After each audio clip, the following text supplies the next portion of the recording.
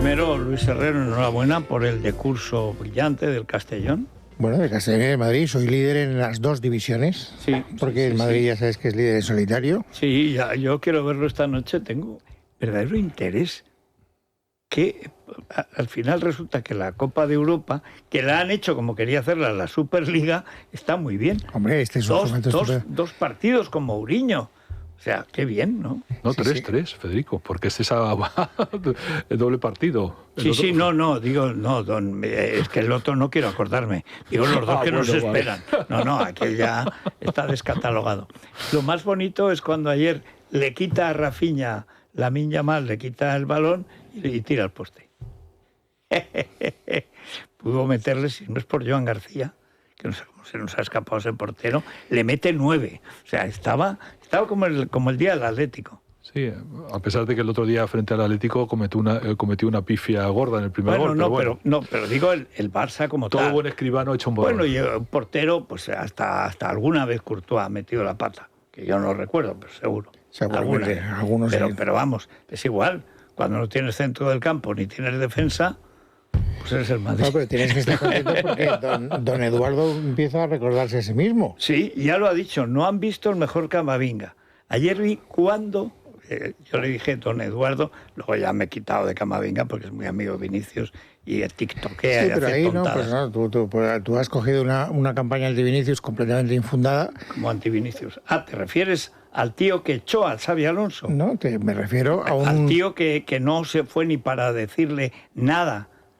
Pidió disculpas a todos. Pero estamos hablando de su caballerosidad o de su talento como futbolista. De ambos. No, pues yo... ¿Te refieres a que uno de cada 8 partidos juega bien? Sí, a ver esta noche. Yo no soy partidario de prescindir de Vinicius, que quede claro, y estoy dispuesto a defenderle. Claro. Y de paso, si echa también a Arbeloa, pues muy bien, ¿no? Bueno, pues no lo sé, tampoco creo yo con Bellingham. Mira, lo más divertido de la situación es que si a algún madridista le dicen hace 2 semanas o 2 días que el mejor partido del Madrid esta temporada lo iban a hacer sin Mbappé y sin Bellingham... Sí, bueno, tal y como están. Mbappé no, pero Bellingham. Pero hay una cuestión añadida.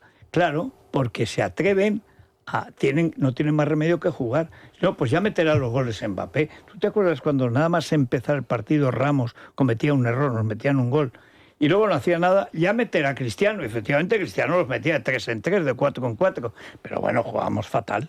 De todas formas han acusado el castigo del Bernabéu, es la pitada, se han dado cuenta que se estaban quedando en una situación muy complicada, sin excusas de ningún tipo, y es verdad que toda la plantilla se confabuló, o por lo menos los artífices de ello, contra Alonso de manera clarísima, vamos, haciendo una huelga de celo, pero vamos, bueno, de piernas caídas. Pero es verdad que el fútbol tiene esta ventaja. Sí. Yo ayer digo, bueno, iban empatados.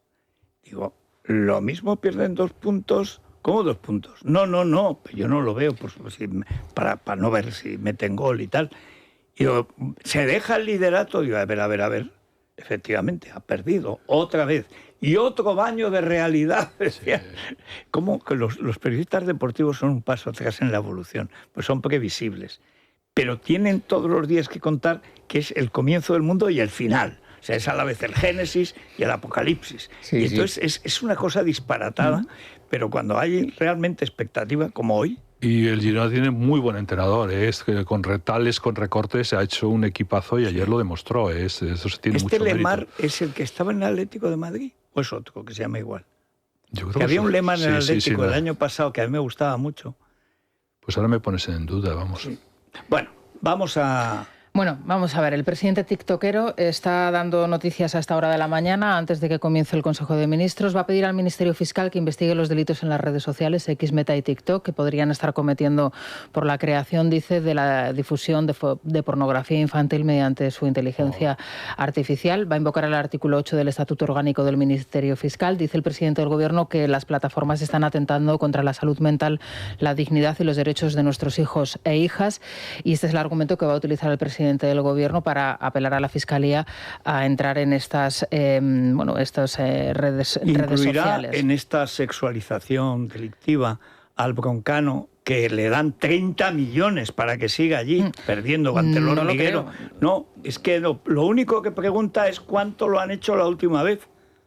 Bueno, y sobre todo es verdad que también, no sé, es un poco contradictorio. Si vas a pedir a TikTok, por ejemplo, que la Fiscalía que actúe contra TikTok, no hagas tú o no utilices tú esa plataforma para tus que además es del Ejército Popular Chino.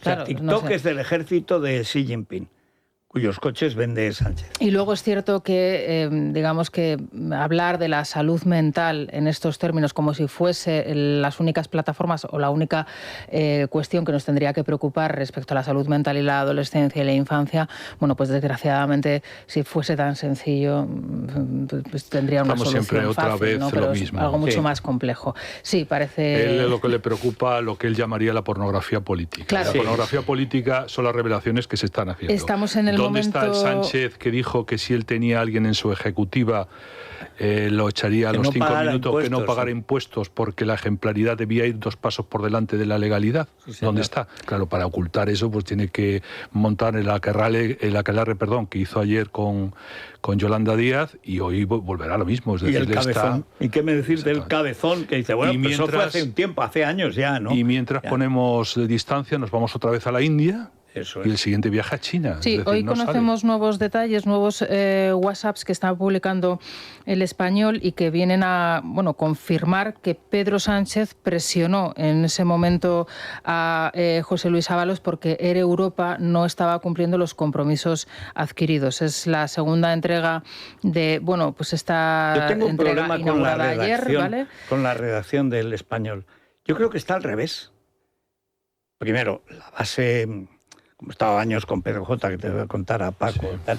Pero quiero decir que está mal redactado, porque Sánchez no podía, puede ser Ábalos el que le dijera a Sánchez. Es decir, eso está mal, es imposible. Bueno, a ver, en líneas generales... No puede decirle Sánchez a Ábalos, oye, jefe, que estos no cumplen. En líneas generales, he de decir que hay muchas cosas muy mal redactadas. Es decir, las noticias a veces tienes que dedicarle mucho esfuerzo porque efectivamente no están bien planteadas. Bueno, los mensajes son los siguientes. La presión ya es insoportable. Esto es un mensaje que Koldo le envía a Aldama. Entendemos que como Koldo era el subalterno de Ábalos, pues hablaba en nombre de Ábalos. Dice, la presión ya es insoportable y alcanza un nivel ya de Dios y todo. Dios es Pedro Sánchez. Este mensaje se lo envía, insisto, Koldo Aldama en abril del año 2021, del año 2021. Pero yo recuerdo, y lo recordaréis vosotros, Luis y Paco, cuando dice, se ha vuelto loco, Aldama, refiriéndose a Hidalgo, y ha apretado el botón nuclear, ha llamado a Begoña. Sí. Y decía el día, la fecha, etcétera.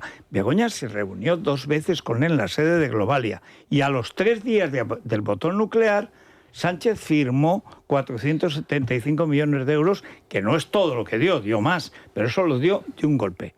De hecho, fíjate, eso está publicado. Otro mensaje. Los mensajes comienzan con el asesor del ministro Ábalos tratando de hacer ver a Aldama que la situación está en un momento límite porque tienen a Dios, es decir, a Pedro Sánchez, de los nervios y presionando. Te comento que tengo un problema de cojones y digo de cojones. A continuación plantea llamar directamente el Air Europa porque la presión ya viene de todos los lados. Es decir, que la presión viene del uno, del one, sí, pero de Dios. Lo que no es lógico ni natural y va en contra del latín, del español y de las lenguas romances, es que el número 1 le pida explicaciones al 2. O sea, lo puede echar, pero que no puede decir, oye, que me falta... Pero vamos a ver, que no era Sánchez el que escribe Ábalos. Yo entiendo, vamos a ver, si yo lo entiendo bien, pues yo coincido con vosotros y esta mañana, como lo contaba con Paco, yo tenía un cierto complejo de tonto porque ayer leí 2 veces la información del Español y no me terminaba de enterar. Entonces, me consuela un poco saber que no soy el único iletrado de la mesa, pero si yo entiendo bien lo que se refleja en esos correos que están reproduciendo... A ver, si yo me centro. La cuestión es, la presión viene porque Air Europa no puede resistir la situación financiera en la que está y entonces urge el rescate. Sí. Y entonces presiona a través de Begoña a Pedro Sánchez. Y Pedro Sánchez traslada esa presión al que tiene que... sí, pero eso está mal redactado por una razón. Pero Rosana, eso es lo que tú... vamos, lo que yo he deducido, lo que tú has leído. Sí, pero eso tiene un problema básico, me perdonáis. Sí. Esto lo ha contado Carlos Cuesta por activa y por pasiva. Lo hemos comentado en nuestros programas, editorialmente, etcétera. Vamos a ver, la historia es que cuando ya aprieta el botón nuclear y Begoña, tras 2 visitas a Globalia, de ella personalmente... En una de las escuelas recibe 200.000 euros según Koldo. Según Koldo, que las vea en la mesa, pero incluso eso, que no es material probatorio, es una declaración, pero bueno.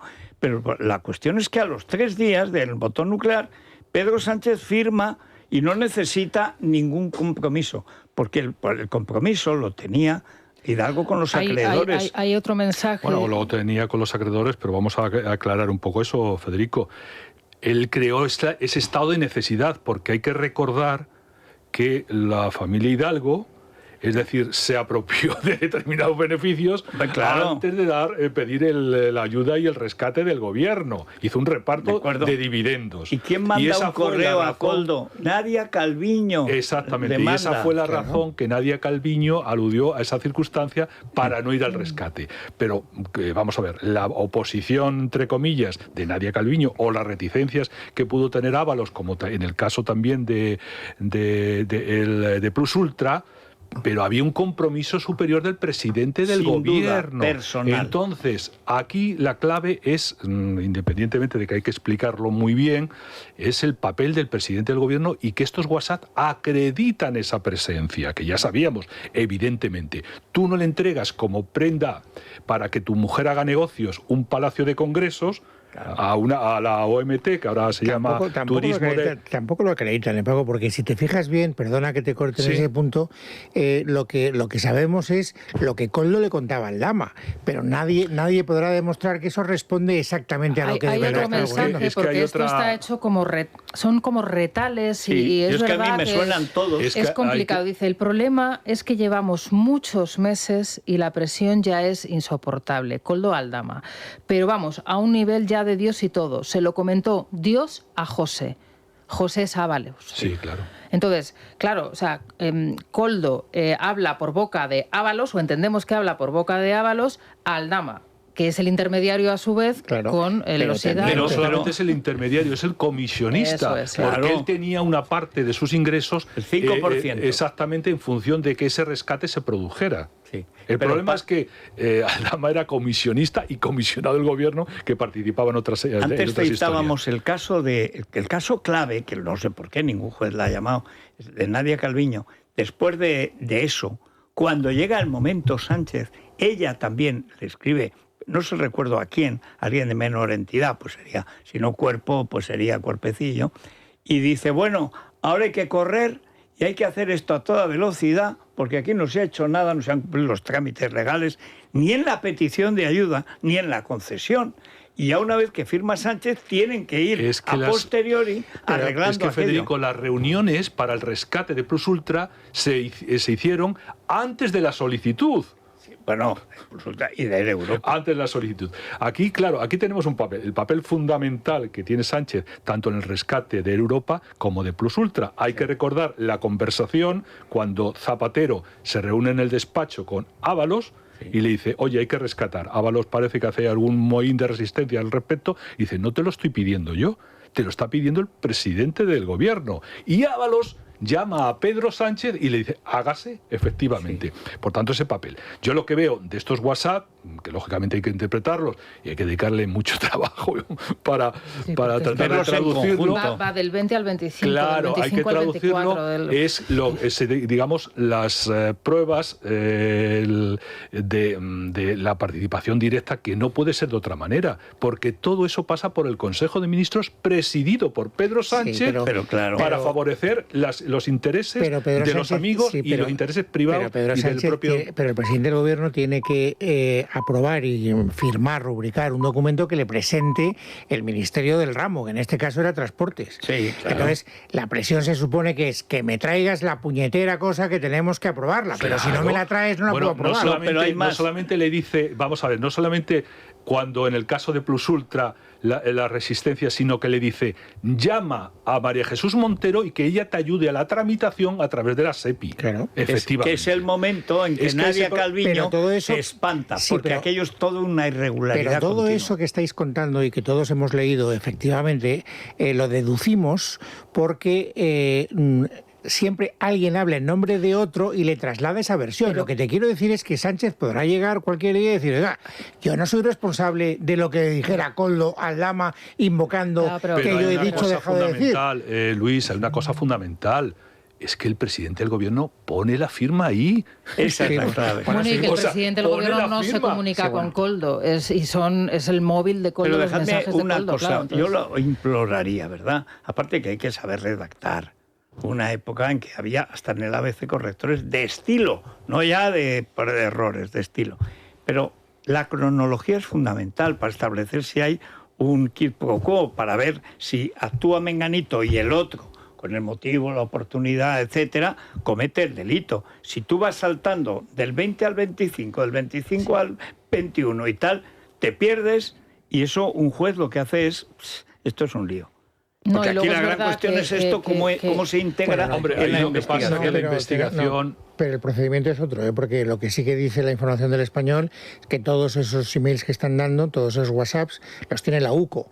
Sí. El que se lo mastica al juez es la UCO. Ya lo sé. Bueno, si al final siempre estamos en lo mismo. La verdadera instrucción del caso lo hace o la policía o la UCO. El problema es que la UCO está instruyendo y la policía desinstruyendo. Claro, pero el problema es que un juez, si no tiene los productos, difícilmente puede gestionar eso. Y esos productos se lo da la policía judicial, que a veces están colaborando o a veces los obstruye, como en otros casos. De la UDEF. Pero en cualquier caso, aquí nos encontramos, el escándalo está tomando unas dimensiones absolutamente colosales, y por eso las bombas continuas de Sánchez, que se va a pelear va a declarar la guerra en Estados Unidos, cualquier cosa, para tratar de evitar esto. Porque... Bueno, ahí hay una cosa, Paco, que claro, como ya lo conocemos, es un tramposo, es tramposo hasta en el solitario. Porque él está haciendo una política de solitario. Dice, pero tú no puedes jugar las cartas con nadie. No tengo mayoría, no tengo votos,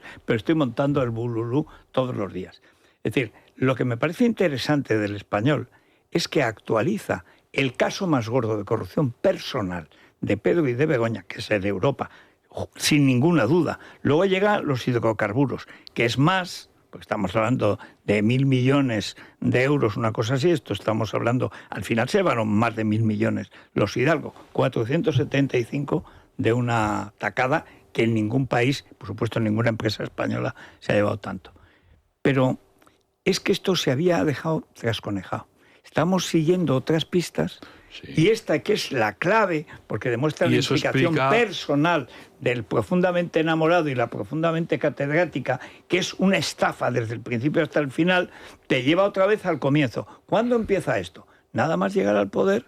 A los 2 meses le están poniendo una cátedra a Begoña. ¿Y quién lo pone? Lo pone Guacalúa. Aquí lo importante es que desde el principio la Moncloa es un centro de negocios familiar de Pedro Sánchez y de su mujer. Señor. Esa es la clave. No. Y luego, a partir de ese momento, vemos también cómo se supeditan intereses nacionales, que lo hemos visto en otros aspectos, pues lo que es del Sáhara y otros, y es en poner como prenda para esos negocios un palacio de congresos que se le entrega a la OMT. Gratis. 75 millones, 75 creo años. Que hay presiones un poco, se dice que 75, pero parece que el plazo es ampliable. Pero bueno, en cualquier caso, 75. secundario. Y luego se le entrega también la reforma. 23 millones de euros. Y eso es un usted. Sí. Y luego los compromisos con Europa, el Africa Center, etcétera, etcétera. Y luego una circunstancia, es la conexión de República Dominicana. Cuando el juez Peinado le pide insistentemente a Begoña Gómez el pasaporte y esta no lo entrega, pero vamos, se niega. Vamos a encontrar una sorpresa. Lo mismo que en procedimientos de regulación de la inmigración, vemos que algunos aspirantes a ellos se presentan en comisaría diciendo que lo han perdido, que no sé qué el pasaporte. Vamos a encontrar lo mismo. El pasaporte de Begoña Gómez no va a aparecer porque ahí está la huella de la conexión con República Dominicana. Y eso además nos conecta con otra vertiente de los viejos negocios, que al final es lo mismo. Si es que esto es como el Guadiana, aparece y desaparece. Los negocios que en su momento se hicieron con Morodo, con Bono, con Zapatero. La misma red de Zapatero. Es lo mismo. Idéntico. Hay un elemento añadido. Ay, perdón, Luis, que tenías. No. O sea, ¿sabes lo que me choca? Abinader, que era el entonces presidente de la República Dominicana, va a ver personalmente a Pedro. O sea, él sí lo ve. Lo ve, sí, lo ve Ábalos, aprovechando un Fitur. De hecho, en una de las imágenes que ¿os acordáis de qué otro Fitur fue? Precisamente el de Delci y Plasencia, el ministro de Turismo, que venía al Fitur. Y va Ábalos allí, querido amigo, porque Ábalos tenía relaciones con el terrorismo, narcoterrorismo del ELN, el Ejército de Liberación Nacional de Colombia, que es igual que las FARC, son narcoterroristas. Y le llamaban, Ábalos, le pusieron en Valencia al comandante Ábalos, porque él hablaba de los asesinos, secuestradores de niñas, le llamaba la muchachada. La muchachada, que eran del... Sí, porque Ábalos era del Partido Comunista. Ábalos se incorpora al Partido Socialista cuando viene la ola de Felipe González y muchos del PC pasan al PSOE, ¿no? Pero ahí hay una cuestión. O sea, los elementos de juicio son los mismos. El dinero público, que se administra para conseguir fines privados, no llevándoselo directamente, sino dándoselo a alguien que luego te lo devuelve a ti. Corrupción básica de todo. ¿Dónde se guarda el tesoro? La cueva de Alibaba es la cueva de la República Dominicana, que solo puede ser esa. Pero es que viene el propio presidente de la República aquí a la Moncloa. Pero bueno... Pero es que podían taparse un poco. Podía haber ido al Bolaños Entonces Bolaños era Ábalos. Bueno, y hay una cantidad de viajes que están todavía por conocerse, por desvelar el número de veces que se viaja a la República Dominicana. Yo he visto dos versiones, una de 24 y otra de 50 y tantos. En todo caso, una barbaridad. Hablabas del Delphi Gate, en concreto hoy The Objective lo que viene a publicar es que se ha vuelto otra vez a blindar, a ascender al brigada David Blanes. Él es el responsable del aeropuerto madrileño, en concreto es el teniente coronel responsable de la unidad fiscal y aeroportuaria en Barajas, que estuvo aquel día retratado y en esa fotografía que hemos conocido, esa secuencia que publicó en su momento Fernando Lázaro. Pues le han vuelto otra vez a ascender el departamento de Grande Marlaska. Ahora mismo podemos decir que es el segundo, la mano derecha de la responsable de la Guardia Civil, es decir, que su cargo es máximo en el escalafón y ya está blindado hasta el año 30. Es que ese es el otro asunto. Decía Federico hace un instante, y es verdad que lo del Español nos retrotrae al epicentro de la corrupción, digamos, radicada siempre presuntamente en Moncloa. Pero es que hay una segunda historia que está adquiriendo cada vez más fuerza, que es la que habla no del enriquecimiento personal, sino de la financiación del partido. También. Es que no son separables una cosa y otra, van de la mano. No, por supuesto, pero... La financiación de la campaña para que Pedro Sánchez fuera responsable de la Internacional Socialista. Pero mira, han ocurrido la semana pasada dos cosas que si las conectamos nos dan una idea de cuál es el aspecto que está adquiriendo esa investigación judicial. Cuando se produce la declaración de Aldama en las preliminares del juicio ante el Tribunal Supremo, la Fiscalía le abre la posibilidad de seguir rebajando su pena si su colaboración con la justicia se demuestra eficaz, que es tanto como decir, si nos sigues dando cosas que se demuestran ciertas, estamos por la vía de... No cosas, concretaba una. Bueno, entonces, Luis, pero a continuación, y es al sobre a continuación lo que ocurre es que Pedraz le traslada a Ismael Moreno la declaración que había hecho en la investigación de hidrocarburos, porque Aldama habla de ese sobre ante Pedraz y Pedraz dice, yo no estoy investigando esto lo está investigando Ismael Moreno. Entonces Ismael Moreno lo que hace es que le traslada esa declaración a Ismael Moreno.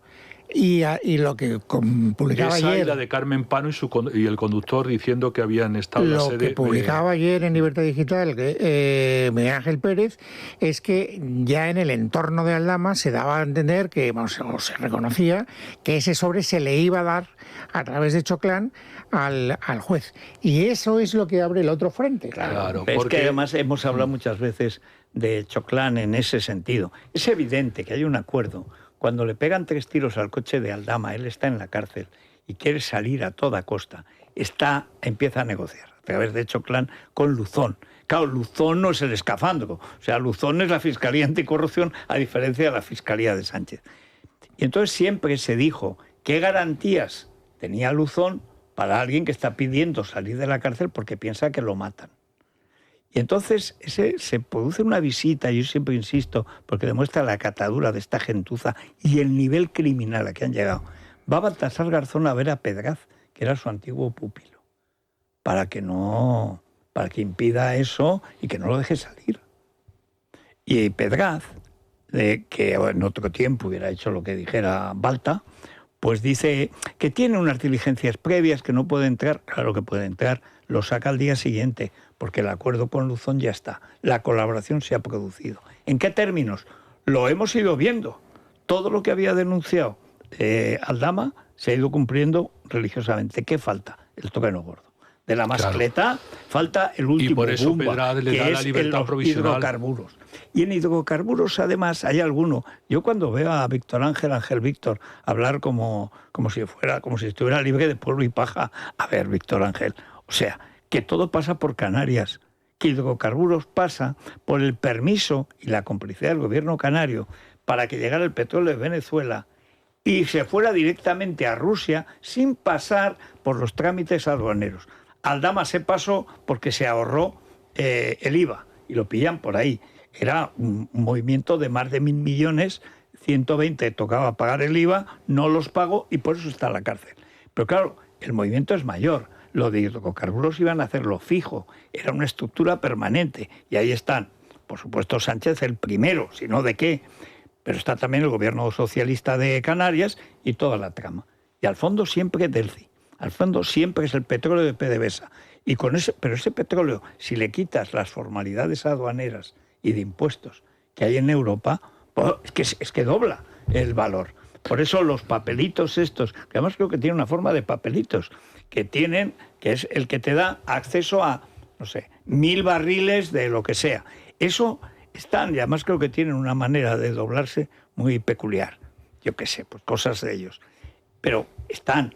Ese sobre dicen que está en el extranjero, que no está en ninguna caja fuerte española, cosa natural. Yo siempre insisto con los que ven a Aldama como una especie de hermano. Aldama, vamos a ver, Aldama es un delincuente internacional, comprometido al máximo nivel, personalmente con Delcy y con ese gobierno genocida. O sea, no nos pasemos y no nos pisemos que llevamos chanclas. Pero lógicamente no quiere ni en España ni en Venezuela dejar esa prueba, que es la última prueba y al mismo tiempo la que compromete su vida. Si os fijáis, hace 3 días, cuando saca la primera información Miguel Ángel, que concretaba más ayer, de que estaba para entregar o que había llegado a un preacuerdo para entregar, pero quería garantías de seguridad para su vida y para lo de su familia, etcétera, pero garantías de seguridad. Con lo cual estamos en una situación que parece que ahora va, porque es que además falta, me parece que 1 mes para que estemos otra vez en el Supremo. Entonces, estamos, digamos, en el minuto decisivo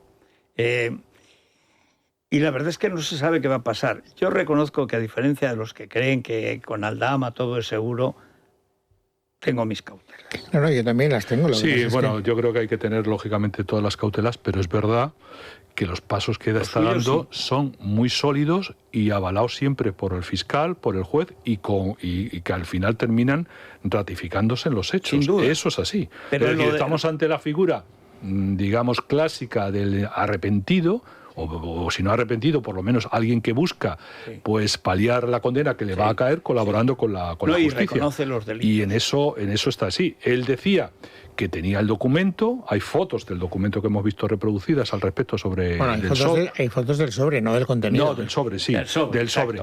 Y él siempre había dicho, yo os quedo a la espera de que me lo pida el fiscal o el juez. Sí. Y esa situación ya se ha producido. Sí, pero déjame decir una cosa. Anoche el Español saca esto mal redactado.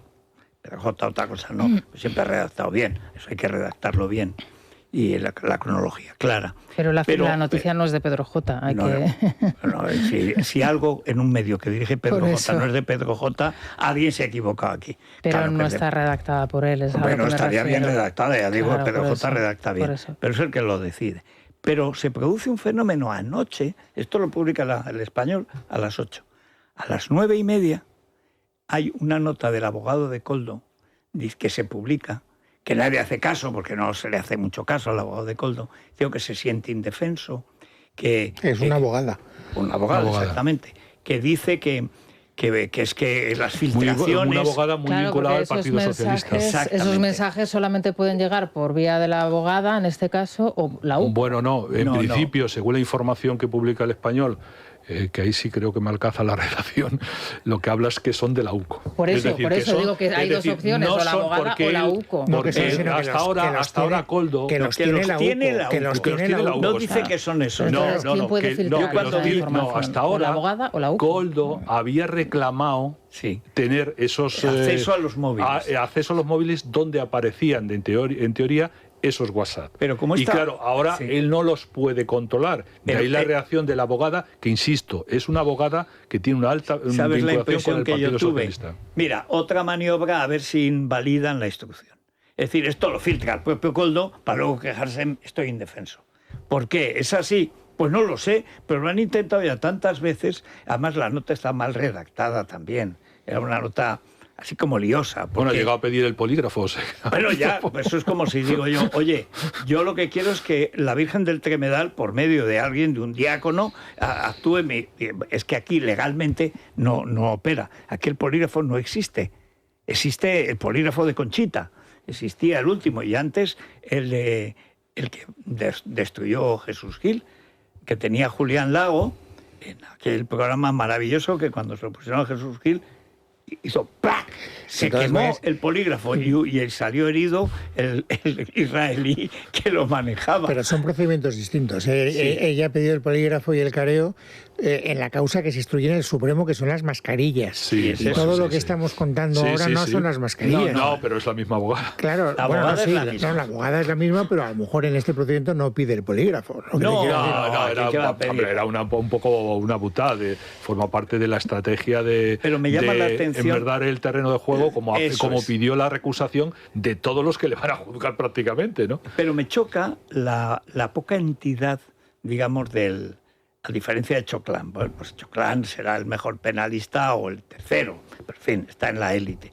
En cambio, tú ves que los abogados, empezando porque fue ministro del Interior, abogado de Begoña... Camacho dice, pero vamos a ver, pero no se puede hacer peor. Es decir, son unos tuercebotas. A mí me ha tocado enfrentarme, padecer y hacerle perder por mi abogada, María de los Márquez de Prado, que es infalible. Digo, conmigo ha sido infalible. Desde que me lleva ella, no he perdido un juicio. En la Copa los perdí a todos. Bueno, Dios no estaba conmigo. Pero ahora sí. Tenía una abogada Ábalos para lo de las maletas desde el CI. No puede ser. O sea, no puede ser. Gracias por ayudar, José, como le llaman. Gracias por ayudar. Pero luego no vuelvas a pedir. Insiste en volvió, perdió y otra vez volvió a perder en Costas.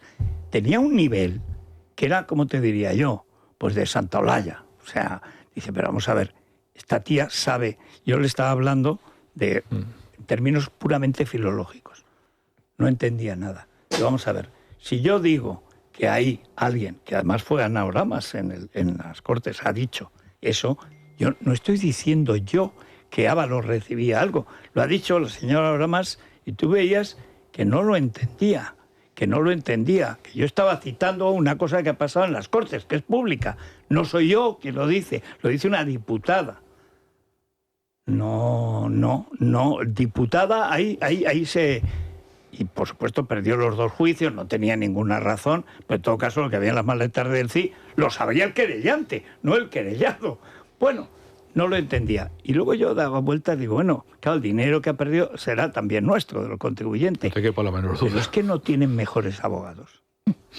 Bueno, yo no sé si fue una cuestión en ese caso y las sucesivas decisiones que fue tomando en ese ámbito el propio Ábalos, pero él terminó metiéndose en un lío gordo. Es decir, al no renunciar, por ejemplo, al acta para que el tema no fuera el Supremo, sino que fuera la casilla de partida, como hicieron Chávez y Griñán en su momento con el tema de los ERE, pues ha visto que eso sí que lo ha hecho Cerdán. Ha ido buscando la Audiencia Nacional para que de esa manera pues se dilate durante años, etcétera, etcétera. Ahí no estuvo muy hábil. La primera reacción del Gobierno se producirá después del Consejo de Ministros, en la rueda de prensa posterior al Consejo de Ministros. Sánchez, como bien decíais antes, se va de viaje a la India. De momento el Partido Popular ya equipara el caso Koldo con el caso Sánchez. Dice que el caso Koldo es el caso Sánchez y que Sánchez y Begoña estaban en la trama. Veremos a ver también qué reacciones hay dentro del Partido Popular. Recordar, cuando nosotros publicamos esto con Carlos Cuesta y lo comentábamos, in illo tempore, Feijóo dixit, yo en lo personal no entro, cuando le digo, va a llamar a Begoña. Es evidente que está pillada por Barrabés, por Guacalúa, por el Africa Center, por el Instituto de Empresa, por todos los lados, o sea, por todos los lados. Los del Gabón, que decía señora presidenta del gobierno, estaba África, Europa, Asia, todo estaba liado. No. Yo en esto no entro. Bueno, pero han cambiado mucho las cosas. Pero es que me hace gracia, dice, esto ya es el caso Sánchez. Era el mismo caso Sánchez hace 3 años cuando ibas de estrechos. Pero hubo una sesión en el Parlamento que marcó un antes y un después en la interpretación de los hechos por parte de Feijóo. Y además en la última vez, en la última sesión, le dio una mano de bofetadas Feijóo a Sánchez y metía a su señora a los prostíbulos y tal. ¿Por qué no lo hicieron desde el principio?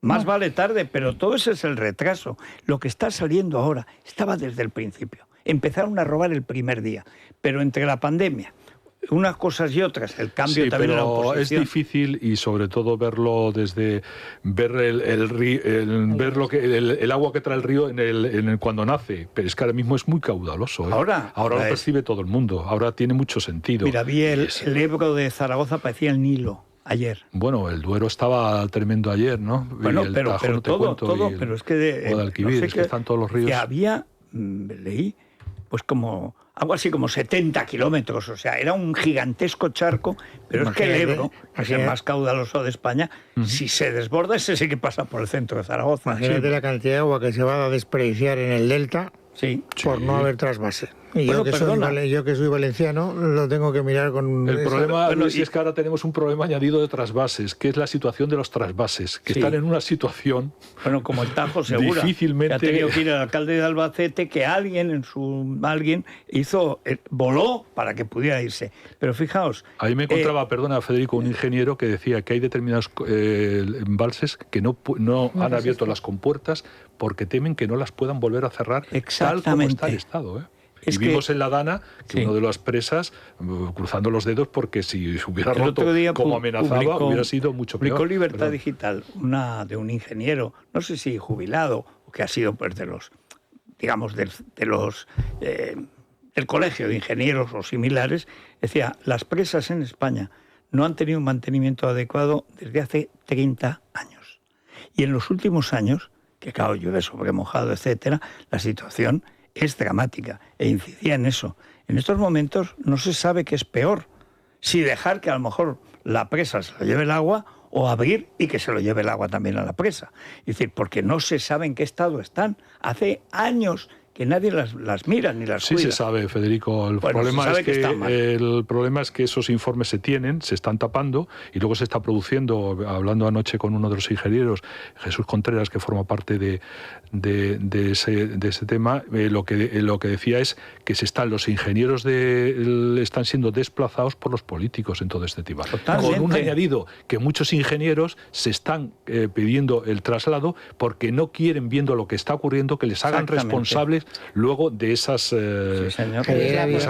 Ayer había una noticia y además testimonios sin fin en las redes sociales a propósito de cómo está la carretera en Despeñaperros después de las... Te puedo dar fe. La cantidad de reventones que hay en un tramo de carretera. Te puedo dar fe de ello antes de las lluvias, cómo estaba, porque después del problema que hubo con la catástrofe de Adamuz y la interrupción de las comunicaciones con Andalucía, que han durado un mes, parece que hoy se repone, Yo tuve que volver de Sevilla yendo en tren de Sevilla a Córdoba, luego en Córdoba tomar un autobús que nos llevaba a Villanueva de Córdoba, 1h30, y en medio de eso vi cómo estaban las carreteras, pero ojo, que no eran carreteras comarcales, que era la autovía Madrid-Andalucía. Es intransitable. Y las organizaciones de transportistas están presentando informes de cómo están las carreteras. Las carreteras están abandonadas. Lo único que se hace como sumo es hacer el típico parcheo. Sí, nosotros pero cuando hay una grieta, el parchón no sirve. Y la Dirección General de Tráfico nos distrae con el tema de la baliza para que andemos con la polémica baliza sí, baliza no. Los micrófonos del programa, también las redes sociales, para que los oyentes nos digan cuáles son los puntos negros de las carreteras por las que transitan, porque son muchos. Estamos hablando de las vías, de las carreteras, de las presas y de todas las infraestructuras. Es que es un problema que...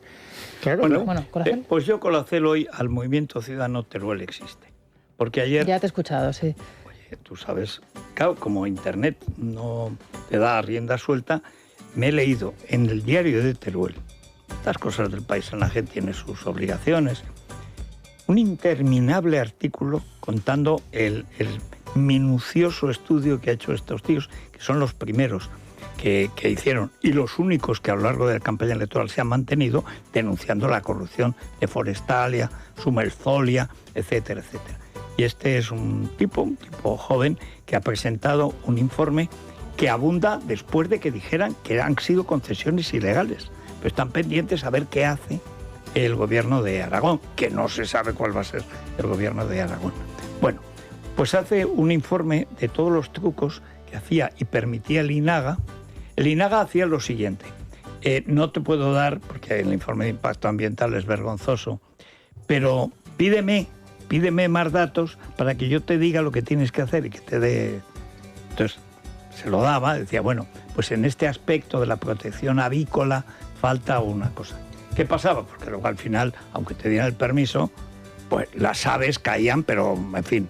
Y entonces, antes decía, avisaban que iba a haber una inspección y entonces iban todos a quitar las aves muertas que estaban debajo de los molinos. Y eso me consta que pasaba también en el campo de Criptana, además enfrente de los molinos del Quijote, sí. Aquí mismo. Quebrantahuesos, águilas, aguiluchos, alcotanes, buitres, o sea, de todo, y algunos pájaros grandes, partidos por la mitad. Los pequeños se convierten en bolas ardiendo que van al pinar. Imaginaos lo que puede ser eso este verano con lo que ha llovido. Bueno, entonces él hace un informe exhaustivo que explica por qué hay que cerrar el INAGA, pero cerrarlo y procesar a todos, pero igual que en el Tercer Reich. ¿Quiénes son los culpables? Todos, ahí no hay uno sano. Llevan 10 años mintiendo como bellacos, dando todas las, no solamente los permisos ilegalmente, sino recauchutándolos para poderlos dar y evidentemente seguir cobrando. Se da la circunstancia que el INAGA, que era el territorio par, ahora el par ya no existe, por lo tanto ya no hay protección política. Y entramos, antes decías lo del trasvase, curiosamente, Vox ha sido el único que ha dicho que porque no hay que trasvasar, no pasa nada por trasvasar. Por supuesto ha subido en votos, lo cual demuestra que lo que hizo Azconde, ni una gota de agua, ¿por qué? Primero, el Ebro nace en Fontiveque, provincia de Santander, y desemboca en Amposta, provincia de Tarragona. El Ebro no es un río aragonés, es un río español. Hay 4 comunidades autónomas, 5 si nos ponemos finos, por las que pasa el Ebro. Bueno, esa manía que tienen en Zaragoza algunos señoritos. Vox no lo ha hecho. Pero lo más cercano en ese sentido, pues no ha participado. Teruel existe, quieras que no, tiene 2 diputados. Y no está mal tener un apoyo. Si tú tienes, con ese informe de verdad, se puede formar gobierno en Aragón hoy.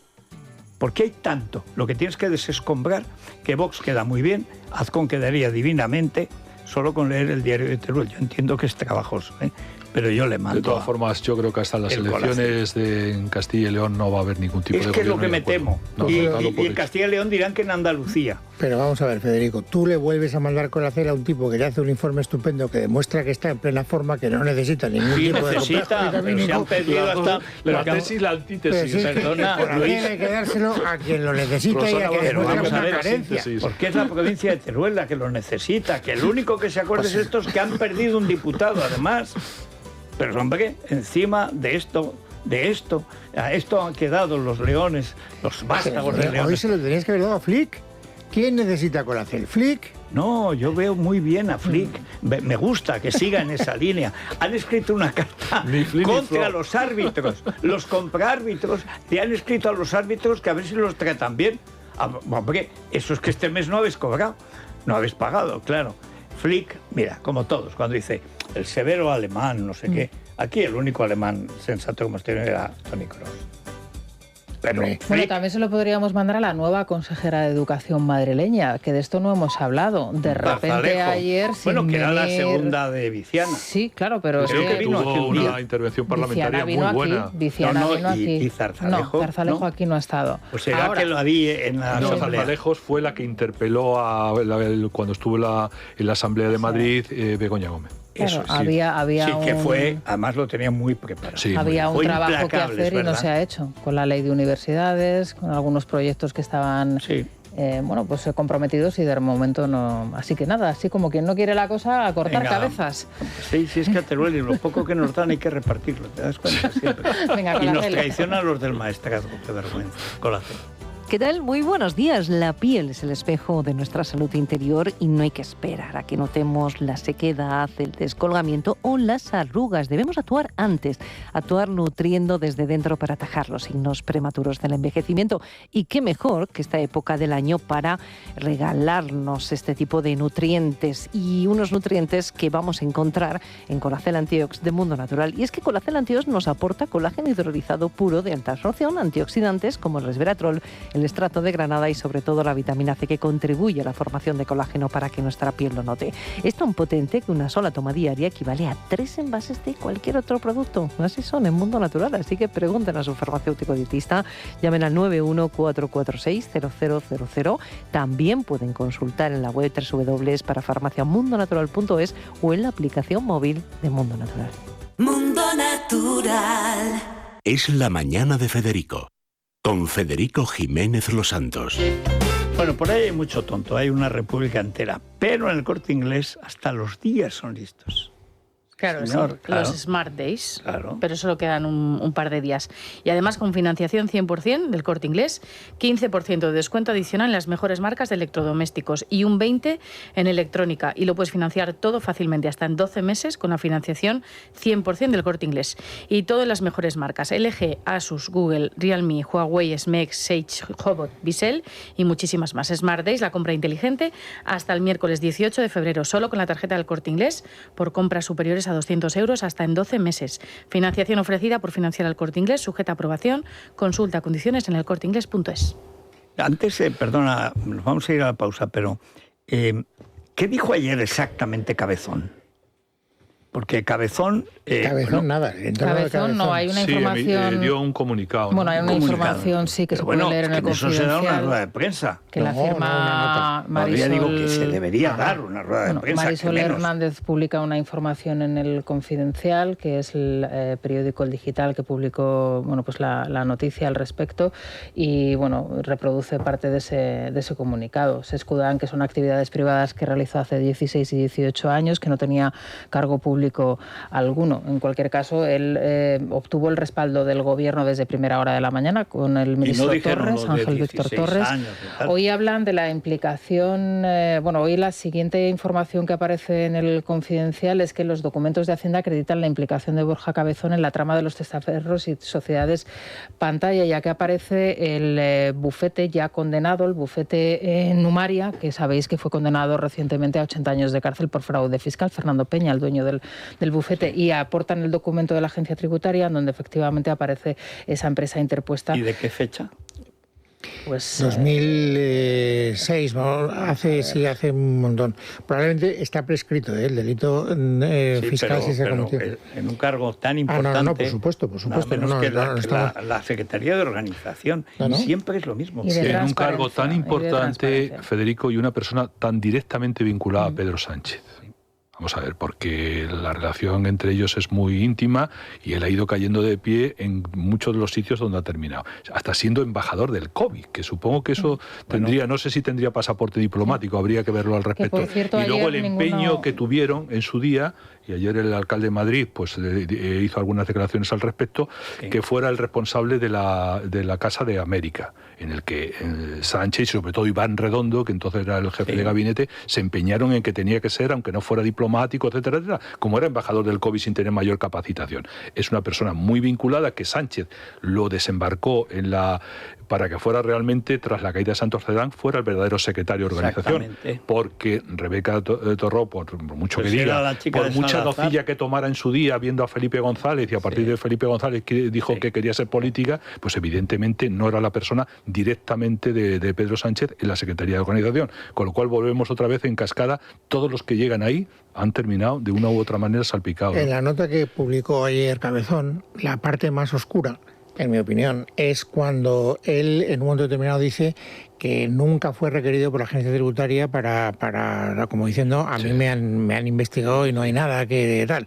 Cuando lo que publica el Confidencial es que esa información que está documentada, porque reproducen los documentos, siempre se mantuvo oculta. Es decir, alguien tuvo interés en que no aflorara el nombre de Cabezón a pesar de que estaba en los listados y en los documentos. Lo mismo que ocurrió con el hermano del presidente, ¿no? Exactamente la misma circunstancia. Dice, no, es que no ha pagado porque dice en Elvas que no tiene que pagar. Que estaba domiciliado en Portugal y viviendo en la Moncloa. Esa es otra. Bueno, esa es otra cosa, lo mismo que el pasaporte de Begoña, que se niega a responder Sánchez. Sí. ¿Esto qué es? Y el otro día cuando hablaba del rearme moral, digo, atiza, o sea, el rearme moral es no obedecer a los jueces cuando te piden información personal o familiar. Pues vaya rearme moral. Pero además, los ojos del loco que se le ponen cuando lo dice. El rearme moral, el mundo olvidado, las lecciones. Oye, a Occidente le fue muy bien con el paraguas nuclear. Sí. Pero es que a España le ha ido muy bien con el paraguas nuclear norteamericano. Los Pershing II de la época de Reagan frente a los SS-20 soviéticos que llegaban a Lisboa y a Canarias y casi las Azores. ¿No? A mí me recordaba un poco los discursos que escuchábamos en plena Guerra Fría de los no alineados, ¿no? Exactamente. No alineados cuando estaba que era la Fidel URSS Castro, detrás. por ejemplo. Pues ahora mismo el mismo discurso, pero mirando a China, que realmente ese es el problema, que tenemos un presidente de gobierno que es el caballo de Troya de China en la Unión Europea, y eso está produciendo pues su propia marginación dentro de Europa, ¿no? Claro, por cierto, que hoy se va a producir un debate interesante en el Congreso de los Diputados sobre el burka, la ilegalización o no del burka y del niqab en España. Es una propuesta de Vox que apoya también Partido Popular y veremos a ver qué pasa con Junts. Sabéis que se está investigando la expulsión de 3 mujeres ancianas este fin de semana en el Museo Reina Sofía que portaban una bandera de Israel y la estrella de David. Fueron expulsadas del museo por llevar la bandera, mujeres mayores. Entonces la Embajada de Israel ha solicitado pues que intervengan las autoridades y que por supuesto haya una investigación al respecto. Me parece interesante porque mi pregunta es la siguiente: ¿dejarían pasar a una mujer con burka al Museo Reina Sofía? Día de hoy, el Museo Reina Sofía es del siniestro Urtasun.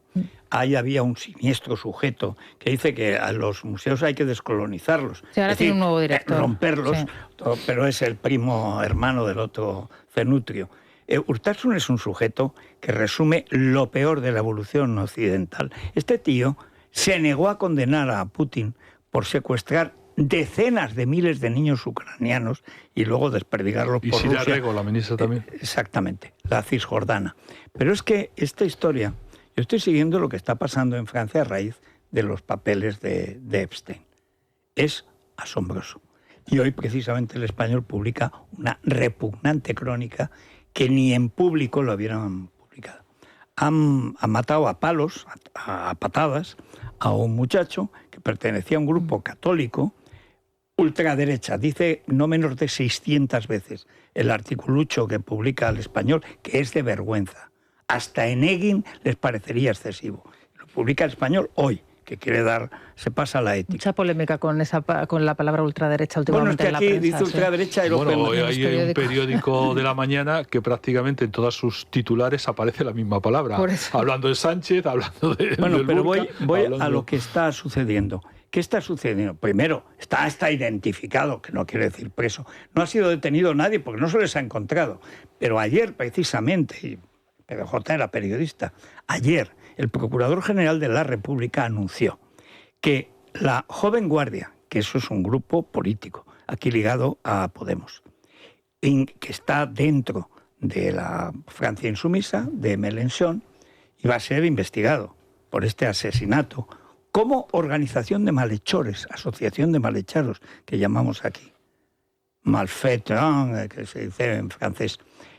Es un grupo Antifa, que se llama así, Antifa, que son asesinos, que ya han querido, han asesinado, han golpeado, pero casi hasta la muerte, y esta vez consiguieron matar a un tío.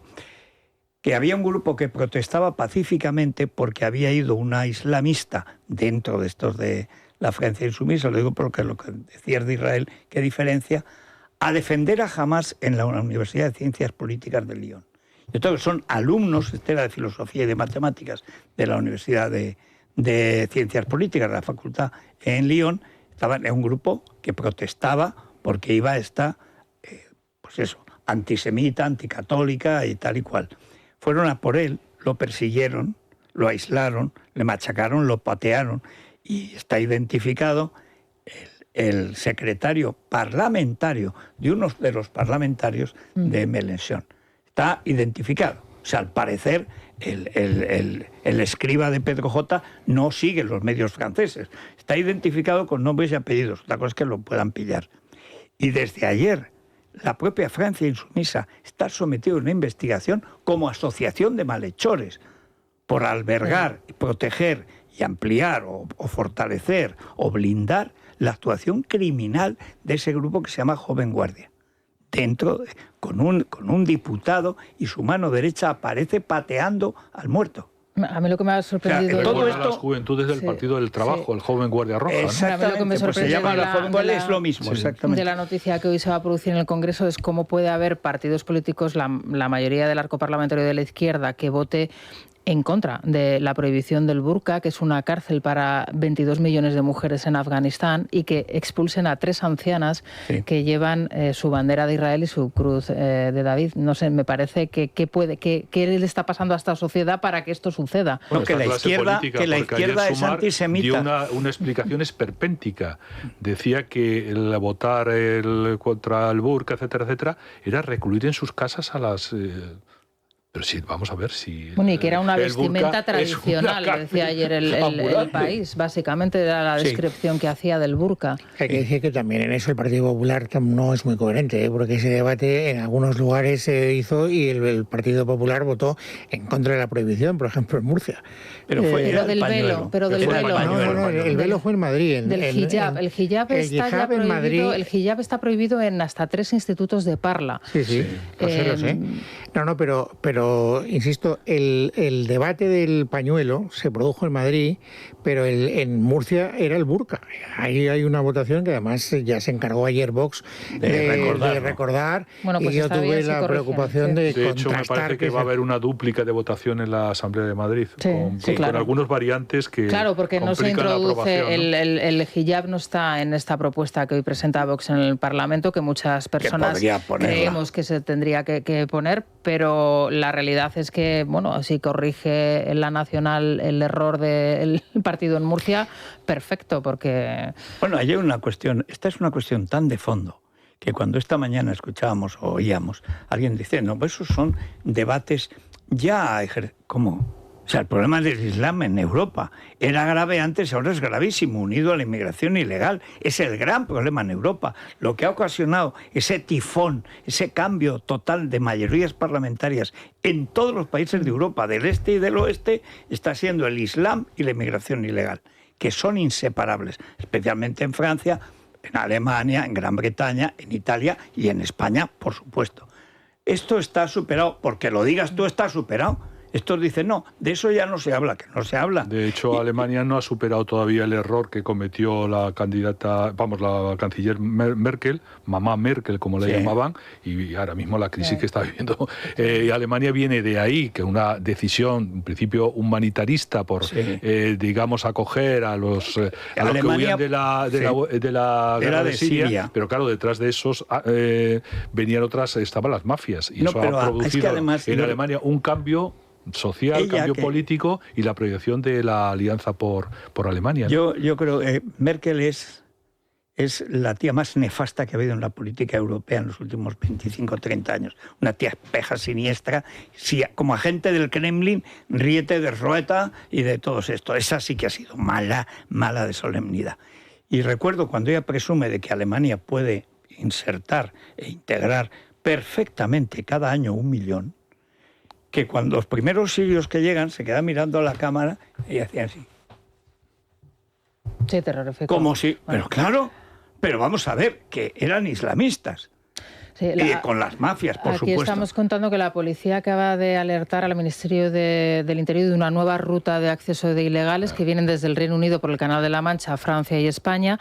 Ayer cifraron en 1.300.000 el número de irregulares que ellos creen que se van a regularizar en este próximo proceso. Es que el problema de este proceso que ha abierto es que todos aquellos que no se pueden regularizar en cualquier país europeo van a venir. Y además luego volverán.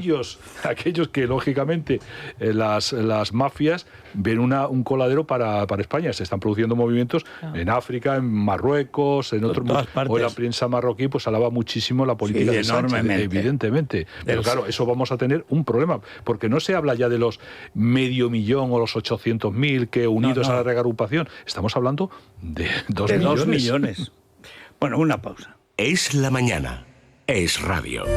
Bueno, el tiempo es muy sencillo de contar. No nos han llegado novedades, porque damos aquí porque hay que darlas, sobre ese incendio en Manlleu que ha costado al menos 5 vidas. Pero es que, claro, los ocupas, porque estamos hablando de unos ocupas... No son ocupas, Federico, ¿no? Perdona que te interrumpa. Son 5 chavales muy jóvenes, menores de edad, que utilizaban el local como una peña, un sitio de ocio. Hay otros 4 jóvenes que están también heridos. Los primeros datos es que estaban ocupando ilegalmente un trastero en una... A ver, la información que llega hasta ahora es que son 5 chavales muy jóvenes, además, menores de edad, que utilizaban el trastero de la azotea como un lugar de ocio. La cuestión es si era suyo y les prestaban ayudas, y es que si no... Parece ser que se lo debían de prestar, y otros 4 estaban heridos muy graves. Lo digo ¿por qué? Porque si hay un dueño de una casa, tú le puedes pedir responsabilidades, hay 5 muertos.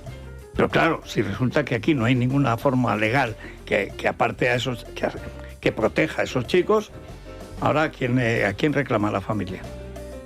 Por eso es importante. Yo es que insisto, lo de la ley antidesahucios es la puerta para toda clase de fechorías. Esto puede pasar en un montón de sitios. Y además, como luego tampoco te dan los permisos, pues... Pero sí que es verdad que hay muchos locales, sobre todo en los pueblos y en las pequeñas localidades, que son, digamos, que arrendados o alquilados como si fuesen peñas. O te dejan de peñas. Sí, pero siempre hay pero cuando no hay un responsable... Y no están en condiciones, porque muchos no tienen luz, hacen enganches que son ilegales. Es todo la ilegalidad permanente. Bueno, no sé si será el caso. Ya esto saldrá, pero a los muertos ya no les devuelve la vida a nadie. Y a ver a quién reclamas si eso no está, digamos, legalizado. Pero en general hoy es un día de nada, no va a llover, las temperaturas suben muy poquito. Estamos en Madrid, vamos a ir a 15 grados, la máxima está en Tenerife, como de costumbre, Santa Cruz de Tenerife, 24 grados, 25, y la mínima 4 grados, pues igual que ayer y que anteayer en León, en Ávila y en Segovia. Y en la bolsa... Luis Fem. Pues en la bolsa tenemos que contar que nuestro selectivo IBEX 35, que amanecía en los primeros compases de cotización en rojo, ahora mismo está cotizando en positivo, un 0,32%, suficiente para recuperar los 17.900 puntos en una sesión, la de hoy, en la que ya sí se recuperan las referencias que no ha tenido de Asia y sobre todo de Estados Unidos. Asia tiembla, llega Sánchez. Bueno. O sea, Trump es no sale de allí, Federico. Que no sale de allí. Si se quedara, queda Mongolia Exterior, que sería un sitio perfecto para él. Bueno, a ver, noticia de interés cultural de la 11, pues, Verónica. Nueva exposición dedicada a Chillida, es la sala de exposiciones de Conde Duque en Madrid, y un centenar de piezas que vamos a poder ver, tanto de esculturas como su obra gráfica, hasta el 21 de junio. En 2024 fue el centenario y seguimos con exposiciones de casa. Bueno, pues hacemos una pausa y vemos por dónde ha ido hoy los oyentes. Sí, está últimamente además Silvia de un travieso. ¿Qué ha preguntado hoy Silvia? ¿Qué ha propuesto? ¿Qué ha propuesto hoy Silvia? ¿Qué ha propuesto? Sí. No desveléis. Después de la publicidad. Mantener el misterio.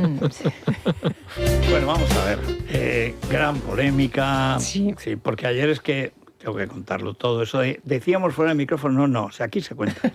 Luis Herrero ayer entrevistó... Ya está importando esas costumbres que yo no sé por qué tienes que siempre seguir los ejemplos perversos que te doy en vez de seguir los buenos. No, hombre, no. Aquí no se oculta nada. Fuera de micrófono decíamos no. Aquí no hay fuera de micrófono, todo es dentro. Luis Herrero entrevista ayer a un médico, porque la Generalidad Valenciana, creo yo, catalana. Bueno, eso ya me duele más. Pero aún así, dice que, bueno, que les va a quitar un incentivo que tienen para tramitar las bajas laborales, porque es una escandalera monumental lo que está pasando. Comentábamos ayer que el día en que más enfermos se ponen es el lunes, día de resaca, y el día en que recuperan la salud es el viernes, largo fin de semana. Tal. Bien, y entonces, pues tú que eres un ser, en el fondo, navideño, aunque digas que es Lynch fuera de temporada, ¿no? Sí, porque hace una pregunta, pues voy a entrevistar a un médico a ver qué le parece. La Navidad tradicional, no la de los elfos. Estoy de acuerdo. ¿Sabes que al principio en el Belén no salían María y José? ¿Eso quién lo dice? Eso te lo digo yo porque ahora últimamente sé mucho de la historia de la Iglesia. Salían el buey y la mula. ¿Y por qué? Yo te lo explico. El buey es un animal sagrado para los judíos. Y entonces era el pueblo judío. Y la mula es un animal impuro. Y por tanto eran los gentiles. Pero el niño Dios viene a unir a judíos y gentiles en un mismo proyecto de salvación. Por eso lo importante era el buey y la mula, lo sagrado y lo que no era sagrado, todos son igual de sagrados para el Hijo de Dios. Y San José y la Virgen, pues no eran necesarios. A partir del siglo III empiezan a aparecer los padres. Porque la clave es el buey y la mula. ¿Qué te parece? Interesantísimo. ¿Ves cómo no dejo de estudiar? Y demuestra lo mucho que te interesa lo de las bajas laborales. Sí.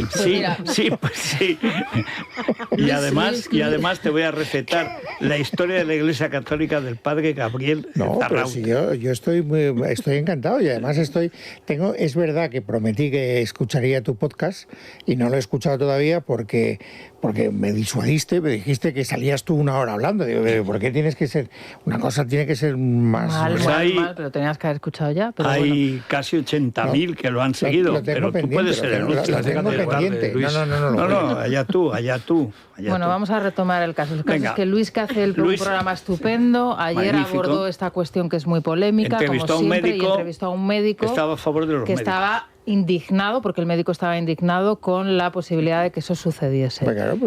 Bueno, pues nosotros hemos abierto el contestador para preguntar lo mismo y me he encontrado que no hay ni un oyente, ni uno solo que no conozca a un jeta, a un caradura que se aproveche del sistema y burlándose de quienes de verdad tienen algún tipo de problema de salud, ya sea físico o mental, encadena bajas, una detrás de otra. Hay auténticos profesionales, según nos han contado. Tenemos muchos testimonios muy interesantes de pacientes que han sufrido auténticos agravios comparativos estando realmente enfermos y de empresarios que han sufrido en sus propias carnes pues todo este tiempo de bajas que se prolongan en el tiempo, que se alargan y que tienen que seguir pagando, por supuesto.